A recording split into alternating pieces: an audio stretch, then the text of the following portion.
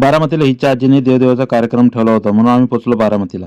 बारामतीला पोचल्यानंतर रेल्वे स्टेशनवर शिवानीचे थोडे फोटो शूट केले, व्हिडिओ काढले आणि पोचलो आजीच्या घरी देवदेव करायला. आजीच्या घरी आल्यानंतर आता आजीला सर्वांनी आंघोळ घातली होती आणि हळद लावत होते. हळद लावून झाल्यानंतर आता मिरवणुकीची वेळ होती, त्यामुळे आजीच्या समोर सर्वांनी झोपत होते आणि आजी त्यांना ओरडून पलीकडे जात होती. आता शिवानी फिरून फिरून थकल्यामुळे शिवानीला भूक लागल्यामुळे शिवानीला घरी घेऊन आलो.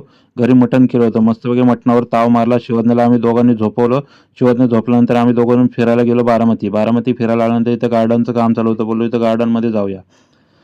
गार्डन पाशी पोहोचल्यानंतर समोरच असा सुंदरसा डॅम होता. या डॅमचं पाणी पूर्ण बारामतीला पिण्यासाठी पुरवलं जातं.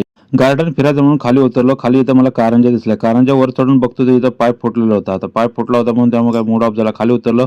खाली उतरल्यानंतर बायकोला बोरं खूप आवडतं म्हणून तिला बोरं दिली होती खायला आणि तिच्याच पाठीमागे एक इमारतीचं काम चालू होतं. इथं तुम्ही वरती जाऊन बसू शकता आणि समोरच्या डॅम मधला व्ह्यू संध्याकाळचा बघू शकता. आता गार्डनमध्ये बसल्यानंतर ही बसली कार्यक्रम बघत.